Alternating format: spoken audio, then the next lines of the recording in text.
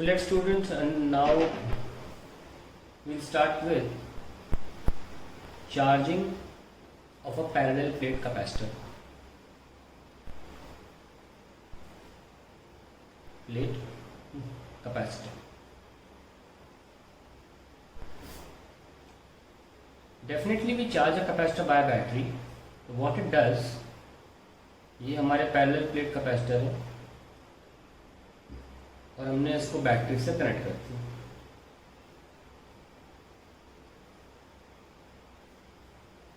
तो होता क्या है, बैटरी का हायर पोटेंशियल, मान लो प्लेट ये एक्स है और ये वाई है, इस प्लेट में से हायर पोटेंशियल इलेक्ट्रॉन छीन लेता है और यहाँ पे डिपॉजिट कर देता है, जिसकी वजह से इस प्लेट को पॉजिटिव चार्ज मिलता है, इस प्लेट को नेगेटिव चार्ज मिलता है। दोनों ही प्लेट्स के इनर सरफेस पे पॉजिटिव और नेगेटिव चार्जेस आ जाते हैं और बराबर ही आएंगे, क्योंकि जितना इसमें से इलेक्ट्रॉन निकाला गया उतना प्लस यहाँ पे है। And the flux has to terminate on this second plate. The flux has to terminate on the second plate. अगर यहाँ पे उतने ही माइनस नहीं होंगे तो टर्मिनेट नहीं करेगा। चार्ज कंजर्व रहना चाहिए। सिस्टम में टोटल चार्ज पहले भी जीरो था, अब भी जीरो है, तो इनर सरफेस पे प्लस आया तो इनर सरफेस से माइनस आना चाहिए। खैर, this is the entire process for charging a capacitor. So इसको हम, बहुत छोटी प्रोसेस है और इसको हम प्रोसीजर फॉर्म में लिख लेते हैं कि क्या है। The battery extract electrons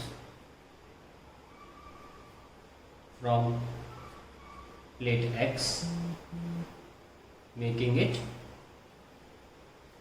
positive, and gives it to plate Y, making it negative. दूसरा point, the charge will be only in the interior faces of the plates facing each other.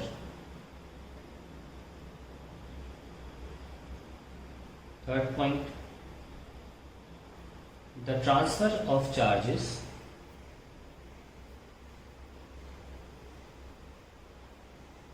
increases and electric field also increases.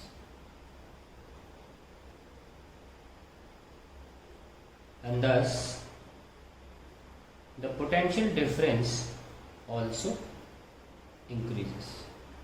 तो जैसे जैसे हम battery के through charge यहाँ deposit कर रहे हैं, प्लस से माइनस एक इलेक्ट्रिक फील्ड जनरेट हो रही है। ये वही इलेक्ट्रिक फील्ड है जो इलेक्ट्रॉन्स अगर थोड़े सरफेस पे भी इधर भी थे, एक बात तो तय है कि भाई जितना चार्ज यहाँ है उतना ही यहाँ माइनस इंड्यूस होगा, क्योंकि हम आपको पहले बता चुके हैं कि दो प्लेट्स के कॉम्बिनेशन में ऐसा नहीं हो सकता कि ये दोनों चार्जेस डिफरेंट हो जाए मैग्नीट्यूड में।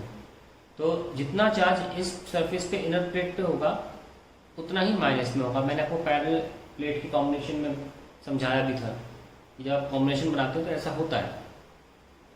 दूसरा रीज़न ये, मान लीजिए यहाँ पर कुछ चार्जेस यहाँ आ गए, कुछ लोग ये सोच रहे होंगे सर ऐसा भी तो हो सकता है कुछ चार्जेस यहाँ आ जाए, कुछ चार्जेस यहाँ आ जाए माइनस के, क्योंकि आपने ये भी तो बताया था कि यहाँ वाले और यहाँ वाले ऐड होकर ज़ीरो हो जाते हैं और वो जीरो हो भी रहे। मान लो आपने 1 2 3 4 5 6 बनाए और 6 यहाँ बनाए, तो आप कह सकते हो सर 3 यहाँ 3 माइनस यहाँ, फिर भी फ्लक्स एंड हो जाएगा।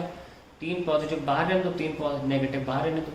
देखिए ये ऐसा इसलिए नहीं हो पा रहा है क्योंकि इलेक्ट्रिक फील्ड ग्रेजुअली जनरेट हो रही है और इलेक्ट्रिक फील्ड क्या करती है, पॉजिटिव चार्ज को तो आपकी दिशा में धक्का देती है और नेगेटिव चार्ज को उल्टा बुलाती है। तो इस इलेक्ट्रिक फील्ड के ग्रेजुअली इंक्रीज होने की वजह से due to the battery taking out the charge, positive charge यहाँ है नेगेटिव चार्ज यहाँ है, तो इलेक्ट्रिक फील्ड राइट साइड को डेवलप होती चली जा रही है। वो क्या करती है, अगर कोई भी संभावना है बाहर के चार्ज की तो उसको ही पुश करके इधर ही लेकर आएगी वो, और यहाँ पर जो चार्ज है वो यहाँ लेफ्ट की तरफ खींच के ले आएगी. That is why we will only have charge on the inner surface because electric field is doing it. That electric field is gradually increasing and it is doing it. तो 0.1, 0.2 और 0.3. 0.4 यहाँ लिखता हूँ. I don't want to change the page for it. When potential difference between plates will become equal to the potential difference of the battery या EMF of battery of the terminals of battery, terminals of cell या battery, या आप बोल सकते हो और the terminal voltage. ठीक है, कुल मिला के इसका पोटेंशियल डिफरेंस भी है तो इनके बीच में भी V हो जाएगा डिफरेंस. ठीक है, the charging will stop. The charging will stop. तो बैटरी करती है ये, बस बैटरी का काम यहाँ खत्म हो जाता है. तो अब इसके बाद चार्जिंग तो रुक गई, पेज पे रखना ही पड़ेगा.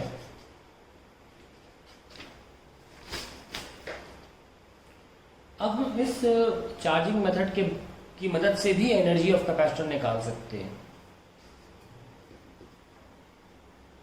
ठीक है, एक तो हमने आपको एनर्जी डेंसिटी तरीका बताया था, एक एनर्जी मेथड भी होता है.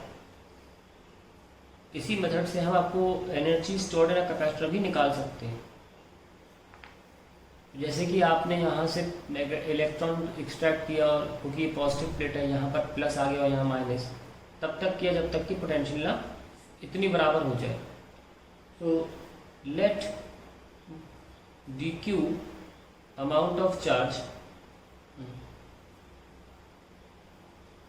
Is transferred from one plate to other. ठीक है, अब ये जो भी किया जा रहा है प्लेट के साथ, यहाँ प्लस और से प्लस बनाया जा रहा है इलेक्ट्रॉन निकाल के, ये खुद तो नहीं हो रहा था, ये कोई एक्सटर्नल एजेंसी आई उसने किया. तो जब भी कोई एक्सटर्नल एजेंसी सिस्टम के साथ कुछ ऐसा करती है जो खुद नहीं होगा, सिस्टम की पोटेंशियल एनर्जी बढ़ जाती है क्योंकि सिस्टम ने काम किया. So small work done by battery dW is stored as energy inside capacitor. तो ये एनर्जी की फॉर्म में वर्क डन स्टोर हुआ. तो dW is equal to du. ठीक है, और हमने जानते हैं कि वर्क डन का फॉर्मूला क्या होता है, चार्ज टाइम्स पोटेंशियल डिफरेंस. तो उस वक्त जिस वक्त dq चार्ज निकाला गया उस वक्त पोटेंशियल मान लेते हैं. कौन सी पोटेंशियल? पोटेंशियल कांस्टेंट नहीं है. पोटेंशियल कांस्टेंट तब होगी जब सारा चार्ज जितना V बना सकता था फाइनल V उतना डेवलप हो जाए. अभी आर्बिट्री इंस्टेंट पर जब हमने dq चार्ज निकाला उस वक्त पोटेंशियल V थी, वो वाली पोटेंशियल लिख रहा हूँ. आप देखना, अभी मैं V को खोलूंगा, इससे पता लगेगा आपको, कंफ्यूज नहीं होना. यहाँ पर चलो मान लेते हैं V डैश है, ऐसा मान लें. V डैश वो फिक्स पोटेंशियल है और V आर्बिट्री है. ये आर्बिट्री है किसी भी मतलब 0 और V के बीच में, 0 और V डैश के बीच में. तो वो वाली पोटेंशियल है ये जिसमें dq चार्ज निकाला जा रहा है. तो अब हम du को लिख सकते हैं dq और V को लिखते हैं हम q बाय q बराबर cv. तो पता ही है आपको q equals to cv. So we can write V as q by c.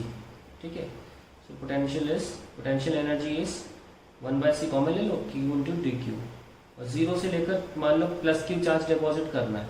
तो पोटेंशियल कितनी आई, q square by 2c potential energy. तो that is the energy stored in a capacitor. यहाँ पे q बराबर cv फाइनली हमें पता है होता है. इसको हम अगर यहाँ पुट कर दें तो देखिए हमें आंसर मिल रहा है cv का square by 2c that is half cv square. तो देखिए यहाँ बस एनर्जी इस तरीके से भी आ जाती है. ये बात बिल्कुल ध्यान रखें कि वर्क डन बाय बैटरी कितना है, वर्क डन बाय बैटरी यहाँ पे कितना है, बात बिल्कुल बहुत इंपॉर्टेंट है. बैटरी का वर्क डन है Q इंटू डेल्टा वी, जिसको हम V से दिखा रहे हैं, या V डैश ले लीजिए आप। तो यहाँ पे अगर हम Q बराबर CV डैश होना चाहिए, क्योंकि हमने V डैश को फाइनल पोटेंशियल माना है जो बैटरी की थी। CV dash I should be writing, so half CV dash square, so this QV dash, and when we write Q in the form of CV, तो ये फाइनल है ना वर्क डन, कितना चार्ज, टोटल चार्ज तो Q लेके जा रहा है, कैपिटल Q। फाइनली ओवरऑल की बात कर रहा हूँ, बैटरी ने कितना चार्ज ट्रांसफर किया, कैपिटल Q, ये वाला बड़ा वाला। तो Q इंटू डेल्टा वी को हमने V डैश बोला है, तो Q बराबर कितना है CV dash into V dash, कितना आया CV डैश स्क्वायर। तो हम देख सकते हैं कि बैटरी ने काम किया CV डैश स्क्वायर, और एनर्जी स्टोर कितनी हुई, हाफ CV डैश स्क्वायर। इसका मतलब ये होता है कि that while transferring there is some energy loss, and that is 50%. While transferring charges there is energy loss of 50%. अभी कैसे होता है, ये तार गर्म हो जाते हैं जब चार्ज में ट्रैवल, और ये हीट छोड़ते हैं इन the form of infrared radiation, गर्म रेडिएशन जो भी होती है। तो इस वजह से ये तारों के ट्रैवल होने की वजह से ये लॉस होता है एनर्जी का। तो बैटरी काम तो कर रही है CV डैश स्क्वायर, और एनर्जी स्टोर होती है हाफ CV डैश स्क्वायर। सो ये बहुत इंपॉर्टेंट पॉइंट है, ध्यान रखें इस पे। हालांकि CBSE में इस पॉइंट पर आज तक कोई क्वेश्चन नहीं आया है, लेकिन बहुत इंपॉर्टेंट पॉइंट है नीट और JEE मेंस के लिए। ये पॉइंट आ सकता है क्योंकि इस पे बहुत बेसिक चीज़ है, मतलब इस पे आप क्वेश्चन CBSE पे आ सकते हैं। आए नहीं है ऐसा नहीं कहूँगा, सिलेबस में नहीं है, लेकिन पिछले 20 सालों में CBSE ने आज तक इस मुद्दे पर सवाल नहीं पूछा है कि बैटरी के द्वारा work done CV dash square है, और हमारे चार्ज के जो कैपेसिटर है उसके अंदर एनर्जी स्टोर है वो उसकी आधी होती है। इस बारे में CBSE ने आज तक कोई क्वेश्चन नहीं पूछा, पर नीट JEE मेंस में इस पर बहुत सवाल आते हैं। और मुझे पता है कि जो बच्चे कोचिंग जा रहे हैं कोई पॉइंट डेफिनेटली बहुत इंपॉर्टेंट तरीके से लिखवाया भी गया होगा। तो ये सब ऑल अबाउट कैपेसिटेंस है, थ्योरेटिकल है, बिल्कुल CBSE बोर्ड एग्जाम चीज़ें हैं, ये बहुत इंपॉर्टेंट है, आती हैं हमेशा। एक बहुत इंपॉर्टेंट बात यहाँ पे हम आपको बता दें कि जब कोई कैपेसिटर को हम बैटरी से लगाते हैं, जो मान लीजिए अनचार्ज कैपेसिटर है, तो फाइनली उसमें जो चार्ज डेवलप हो जाता है, ये बहुत सिंपल से पॉइंट है, बस ध्यान रखें तो सही रहेगा। कुछ क्वेश्चन में ये कंसेप्ट पे क्वेश्चन बन जाते हैं कि एक तो बात ये है कि टोटल चार्ज सिस्टम का जीरो रहेगा, Q सिस्टम का वो जीरो रहेगा। दूसरी बात, एक तरफ का जो चार्ज है वो हमेशा CV के बराबर होगा, जिसमें बैटरी की फाइनल पोटेंशियल V है, मतलब बैटरी पोटेंशियल V है जो फाइनली इतने रीजन में डेवलप हो जाती है। यहाँ पे 0, यहाँ पे V और यहाँ पे 0 मान लो, यहाँ पे कुछ भी मान लो, ऐसा नंबर मानो कि दोनों का डिफरेंस भी आ जाए, वो अपनी मर्जी होती है कि हम क्या रखना चाहते हैं। ठीक है, सो Q बराबर CV should be the charge on the capacitor when it is completely charged. अगर मान लीजिए हम एक चार्ज कैपेसिटर लेकर आते हैं, तो पहले से ही चार्ज है, सपोज पहले से कुछ चार्ज है Q dash which is less than Q। ठीक है, एक चार्ज कैपेसिटर लेकर आए जिसमें पहले से चार्ज है लेस देन Q, चार्ज है पर जो Q CV है उससे कम है, तो बैटरी उतना ही चार्ज एक्सट्रैक्ट करेगी जितना कि Q बराबर CV बनाने के लिए कारगर हो। और अगर हमारे पास चार्ज, अगर पहले से चार्ज कैपेसिटर है और उसका चार्ज ज़्यादा है Q से, यानी कि बैटरी के potential multiply by the capacitance, और कैपेसिटेंस का कोई चार्ज पोटेंशियल से मतलब नहीं होता, वो एप्सिलॉन A/d होता है। ठीक है, अभी मीडियम को वैक्यूम ही लेके चल रहे हैं। ठीक है, कुछ मीडियम होगा तो एप्सिलॉन मीडियम लिख देंगे, वो मुद्दा नहीं है। कैपेसिटेंस तो फिक्स क्वांटिटी है। ठीक है, जैसे बताया था ग्लास वैसे। तो अगर ज़्यादा चार्ज हुआ कैपेसिटर के पास before it has been connected to battery, then you will not believe the battery will, क्या कहें, Q डैश है ना, तो ये जो कैपेसिटर है ये लूज करेगा। जैसे बैटरी अभी तक क्या कर रही थी, उसको चार्ज कर रही थी कैपेसिटर को, है ना, इसमें से इलेक्ट्रॉन छीन के इसको चार्ज कर रही थी और उसके चार्ज को सीवी की तरफ ले जा रही थी, बढ़ा रही थी ताकि ये सीवी हो जाए। पर अगर हमारे पास पहले से ज़्यादा चार्ज है तो फिर भी बैटरी उसको सीवी बनाने के लिए उसमें से चार्ज लेने के बजाय उसे देगी। ठीक है, तो यानी कि in any case the battery will work in such a way that the charge on any one plate, you can see mainly this plate we'll talk about, is C times the potential difference of the terminals of the battery.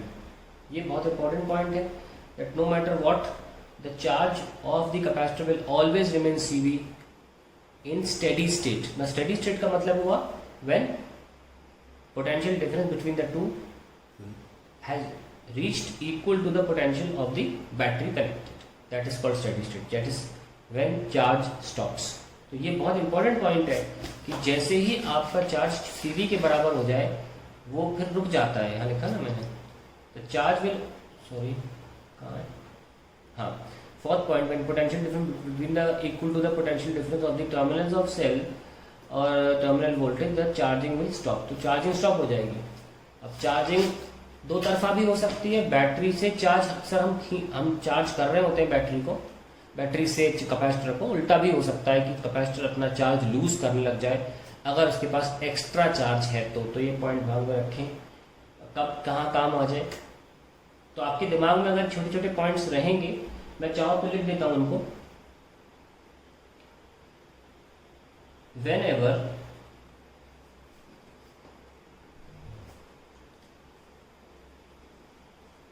a parallel plate capacitor is connected across a battery of constant potential difference, always in final steady state, यानी कि जब charging हो, ये potential दो capacitor की plate के बीच में जो है वही बैटरी की भी है, इसको बोलते हैं final steady state. Always in final steady state charges on inner faces of capacitor will become Q equals to CV, and if a capacitor is already charged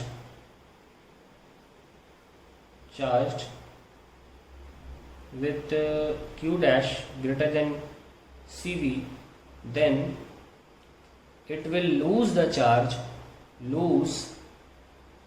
extra charge until Q dash equals to Q, that is equal to CV, जब तक कि वो CV के बराबर ना हो जाए। अब क्या इस पे क्वेश्चन बनेगा क्या नहीं बनेगा वो क्वेश्चन कभी आएगा तो देखेंगे, लेकिन छोटे छोटे कंसेप्ट पॉइंट्स आप दिमाग में रखें अपने। Now let's see combination of capacitors. Combination of capacitors. Mainly हम तीन तरीके कॉम्बिनेशन करते हैं, सीरीज, पैरेलल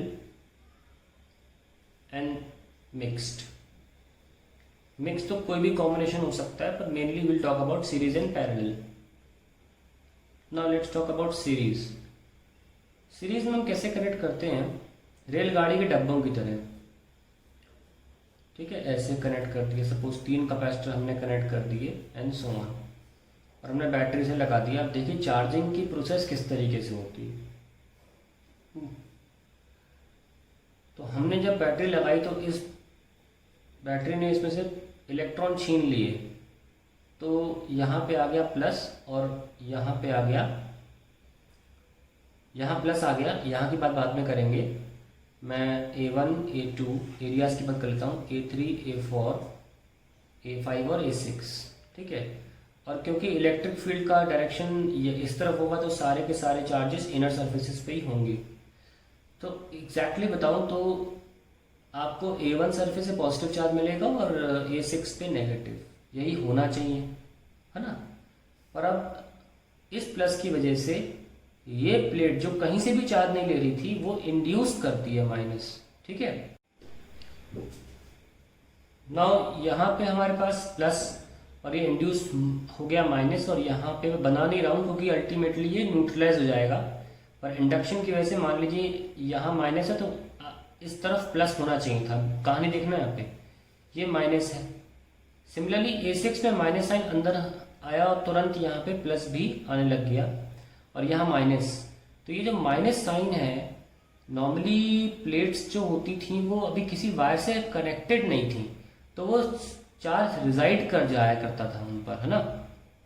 उन पर चार्ज तो था वो रिजाइड कर जाया करता था। अगर मान लीजिए इसको हमने चार्ज क्यू दिया था तो आधा आधा बढ़ गया था, या माइनस जितना सामने है Q/2 उतना माइनस आ गया और यहाँ प्लस आ गया। लेकिन आप कोई वायर लगा दोगे या अर्थिंग कर दोगे तो चला नहीं जाएगा ये। सिमिलरली यहाँ पे वायर लगा हुआ है, तो ये जो माइनस साइन था A5 प्लेट से जाता है A4 प्लेट के पास, ठीक है। तो यहाँ माइनस आ जाता है, और फिर इस इलेक्ट्रॉन आने की वजह से इस प्लेट पे माइनस आता है, तो साथ में उसी वक्त प्लस इंड्यूस होता है। इंड्यूस होने में टाइम आपको पता है बहुत कम लगता है, बिल्कुल इंस्टेंट पे होता है।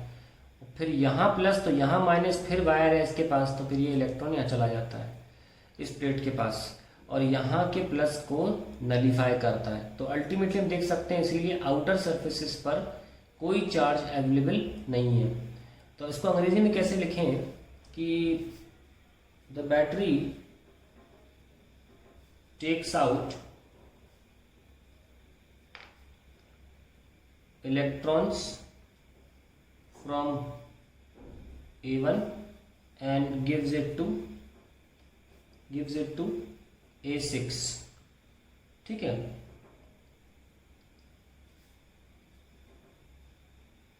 Due to positive charge on A1, negative charge develops on A2, which it gets from A3। Ultimately A3 से तो आया था नेगेटिव चार्ज, हाँ उसने न्यूट्रलाइज किया, पर माइनस अकेला इसीलिए छोड़ा क्योंकि पहले माइनस और प्लस मिला के 0 थे, अब सिर्फ माइनस बच रहे हैं। तो वो कहाँ से आए, वो A3 से आए, इसलिए इस बात को हम बाईपास करके डायरेक्टली लिख रहे हैं which it gets from A3, ठीक है। एंड सिमिलरली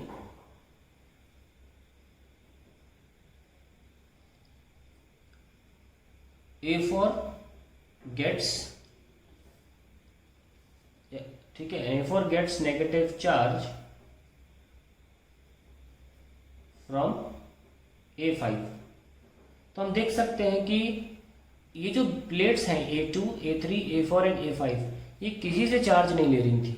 ये इनके पास पहले से जो बॉडी के अंदर चार्ज मौजूद होता है ना, जो सिर्फ इंडक्शन से माइनस प्लस यहाँ आजू बाजू हो जाता है, ये वो चार्जेस हैं, ठीक है। तो अल्टीमेटली पूरे सर्किट में चार्ज सिर्फ Q ही है। ये तो इनके खुद के चार्ज हैं। A5 प्लेट पर जो प्लस माइनस था वो माइनस यहाँ चला गया, फिर A4 में माइनस आया तो यहाँ प्लस इंड्यूस हुआ, फिर यहाँ माइनस इंड्यूस हुआ, यहाँ चला गया, और यहाँ के बाद इनके अपने चार्ज की कहानी खत्म हो गई, क्योंकि यहाँ पे जो चार्ज था माइनस वो इस प्लस को न्यूट्रलाइज करने में काम आ गया, ठीक है। आगे नहीं बढ़ पाया वो, क्योंकि इसने यहाँ के प्लस को न्यूट्रलाइज कर दिया।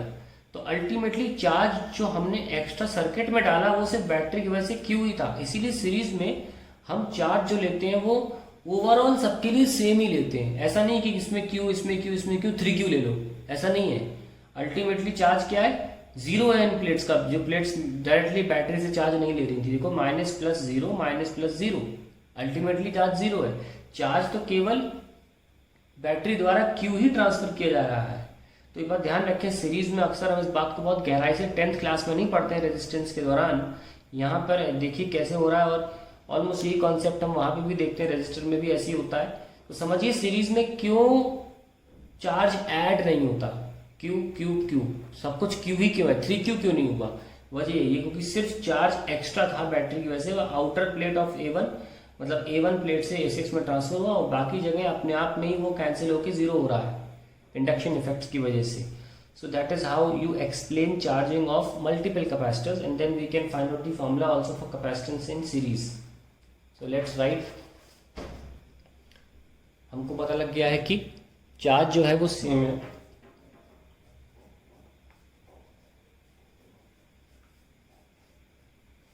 तो यहाँ पे मान लीजिए पोटेंशियल डिफरेंस V1 है, इसके अक्रॉस V2, इसके अक्रॉस V3, क्योंकि सीरीज में पोटेंशियल अलग अलग होती है। ठीक है, तो हम लिख सकते हैं टोटल V जो है is equals to V1 plus V2 plus V3, और इसको हम लिख सकते हैं कि V is equals to Q by C equivalent, है ना, इज इक्वल्स टू, यहाँ भी सेम ही चार्ज था, C1 plus Q by C2 plus Q by C3, ये कैंसिल हो गए, और finally we have 1 by C equivalent is 1 by C1 plus 1 by C2 plus 1 by C3। So ध्यान रखें कि कितने भी हो उसके लिए हम 1 एंड सो ऑन लिखते जा सकते हैं। और अगर 2 के लिए लिखना हो फॉर 2 कैपेसिटर्स, नॉर्मली 2 कैपेसिटर का बहुत काम आता है डायरेक्ट फॉर्मूला, ऐसे नहीं करना गंदी तरह, 2 का डायरेक्टली लिखिए C1 C2 upon C1 plus C2, बहुत काम आएगा ये, बिल्कुल नहीं करना 1 बाय C1 1 बाय C2, बहुत टाइम वेस्ट करता है, 3 में तो मजबूरी है, वैसे 3 का भी लिख के दिखाता हूँ, बहुत काम आएगा, C1 C2 C3 upon C1 C2 plus C2 C3 plus C3 C1। अब समझ गए करना क्या है। अब सब लिख लो 4 का भी, और ये भी बहुत इंपॉर्टेंट है, do not write like this, it will waste a lot of time, write like this, it will save a lot of time. That is how you solve for series combination. Now let's go for parallel combination.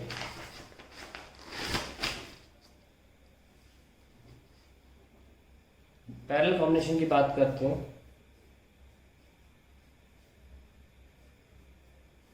ये हमारा parallel combination है, और तो मान लीजिए ए point है और ये बी पॉइंट है, कैपेसिटर C1 C2 है C3। अब जैसे हमने सारा का सारा डेरिवेशन इस बात पर निर्धारित था पिछला वाला कि चार्ज ओवरऑल सब में क्यू ही होता है, तो यहाँ पे सब कुछ डिपेंड करेगा पोटेंशियल पे।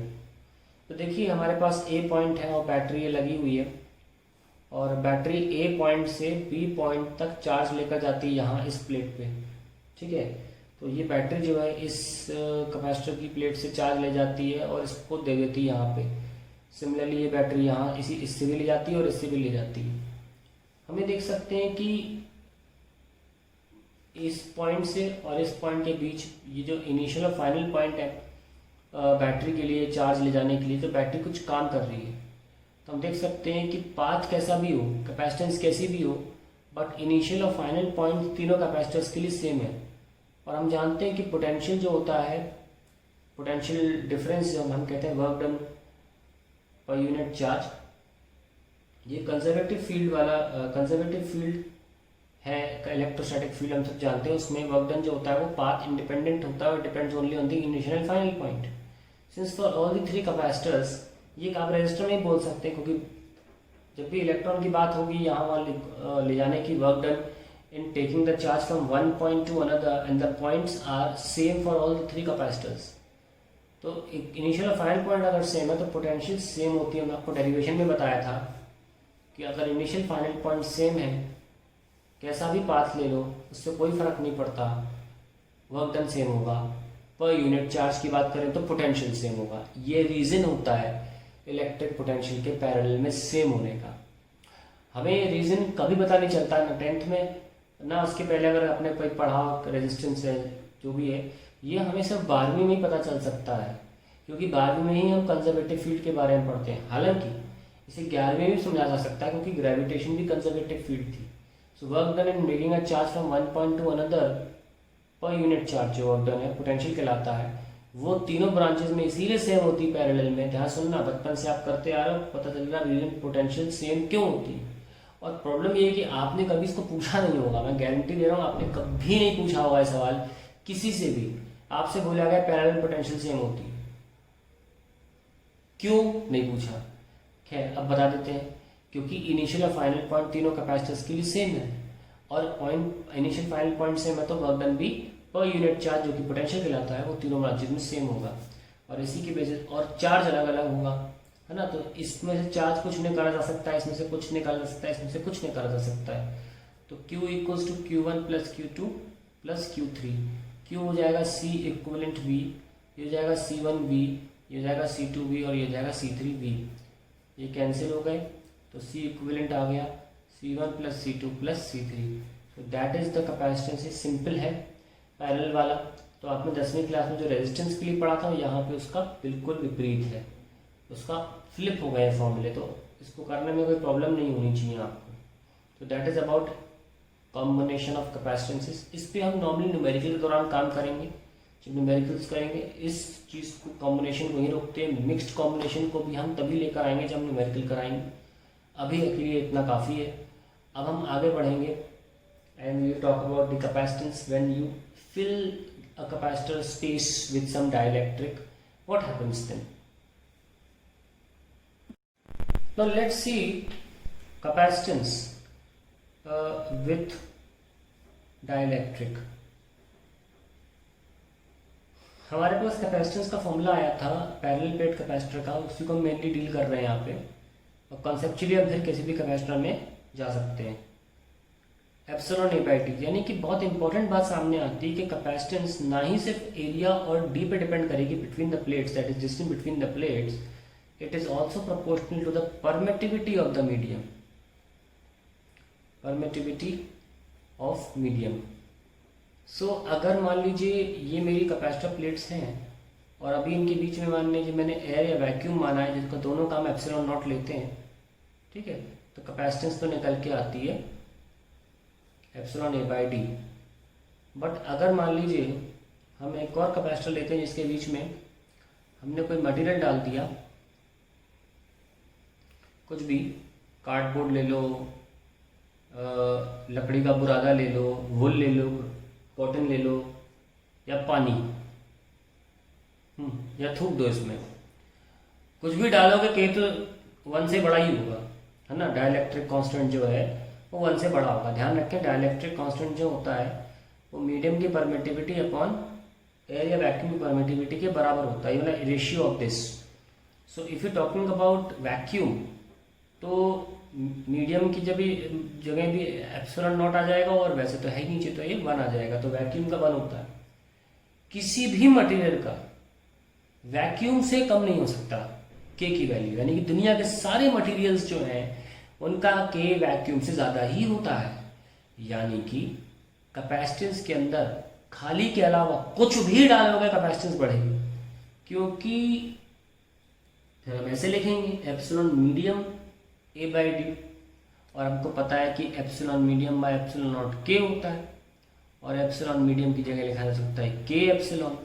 तो हम रिप्लेस करते हैं, let's write at C dash, तो K epsilon A by D. ये चीज तो C है, K C. So here we justify या prove that on inserting, that on filling a capacitor with that on filling a capacitor with a dielectric capacitance increases by a factor of dielectric constant. Now अब हम ये साबित करने जा रहे हैं कि अगर पूरी तरीके से नहीं फिल करते हैं हम डाइलेक्ट्रिक को, और डाइलेक्ट्रिक से तो क्या होता है, तो क्या कैपेसिटेंस होगी, let us see that. Suppose I do not fill entirely with a dielectric, only some part of it. तो मान लीजिए इतने से पोर्शन पे मैं एक डाइलेक्ट्रिक कांस्टेंट के वाला डाइलेक्ट्रिक डाल देता हूँ और बाकी पोर्शन खाली रख दूंगा. तो क्या होगा कि ये यहाँ पे माइनस साइन इंड्यूस हो जाएगा ना, और यहाँ प्लस, और फिर वापस वो फील्ड अपनी यहाँ पर आ जाएगी. जितनी भी हम बाहर से जो एक्सटर्नल फील्ड देते हैं वो ई नॉट होती है, और डाइलेक्ट्रिक में डालने की वजह से रिड्यूस्ड फील्ड जो हमने पहले पढ़ रखा है कि डाइलेक्ट्रिक में रिड्यूस्ड फील्ड जनरेट होती है. इधर वाली होती है ई नॉट, इधर वाली होती है ई पी, पोलराइजेशन की वजह से. So inside dielectric electric field reduces to E, जो कि किसके बराबर थी, E naught minus E P के, और जिसको हम लिखते भी कैसे थे, E naught by dielectric constant के, as per the definition of dielectric constant. थोड़ा रिकैप हो जाएगा. and in the vacuum portion the electric field is still E not. तो सिर्फ हमें कुछ नहीं करना है, हमें इस रीजन के लिए और इस रीजन के लिए पोटेंशियल डिफरेंस लिखना है। पोटेंशियल डिफरेंस क्या होता है? Potential difference decreases in direction of field. तो बस ऐड करते चले जाइए। मान लीजिए यहाँ हाई पोटेंशियल है, वी हाई, और यहाँ लो पोटेंशियल है, यहाँ से यहाँ पोटेंशियल टोटल लिख लीजिए कितना आ रहा है। एक तो डाइलेक्ट्रिक के अंदर होगा, इनसाइड डाइलेक्ट्रिक के अंदर जो पोटेंशियल डिफरेंस होगा, प्लस जो वैक्यूम में है, दोनों मिला के यहाँ का पोटेंशियल बता रहे हैं इन दोनों प्लेट्स के बीच में। टोटल ये तो होगा, और क्या होगा, जो भी आप पोटेंशियल लगा रहे हो इनके बीच में कितनी होगी, इसमें जितनी है और इसमें जितनी, ऐड ही तो करना है सिर्फ। तो हमें पता है कि फॉर्मूला होता है पोटेंशियल का वेग, है ना। तो मान लीजिए ये थिकनेस हमने टी ले ली, और हम नॉर्मली इस डिस्टेंस को डी लेते हैं, तो ये कितना बच रहा है, डी माइनस टी। तो वेग का मतलब होता है इलेक्ट्रिक फील्ड उतने रीजन की multiply by the region thickness. तो यहाँ पर सिंपली ई रिड्यूस्ड वाली multiply by thickness plus E naught into D minus T. Very simple, that is the potential difference.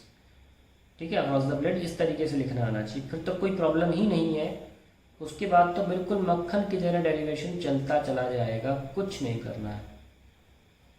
ठीक है, वी, और आप चाहें तो ई नॉट कॉमन ले लें और D minus T plus T by के, और ये आपका ये आ गया। नाउ ई नॉट ध्यान रखना क्या थी, असलियत में देखें तो E naught is the electric field between the capacitor plates, जो कि हम जानते हैं क्या होती है, सिग्मा बाय एप्सिलॉन। कई बार प्रूव करा के दिखाया मैंने, गॉस थ्योरम से किया, अलग तरीके से किया, और ये होता है क्यू बाय सी। तो अब हम लिख सकते हैं इसको भी Q by C is equals to Q by A epsilon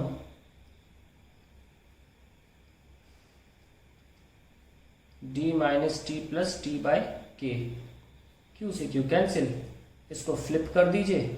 मैं डायरेक्टली पेज नहीं पलटना चाहता, आप लोग के पास जगह होगी तो आप लिख लेना, मैं इस कैपेसिटेंस को फ्लिप करके लिख रहा हूँ। ध्यान रखना ये चीज़ न्यूमरेटर में, ये ए एप्सिलॉन डिनोमिनेटर में है।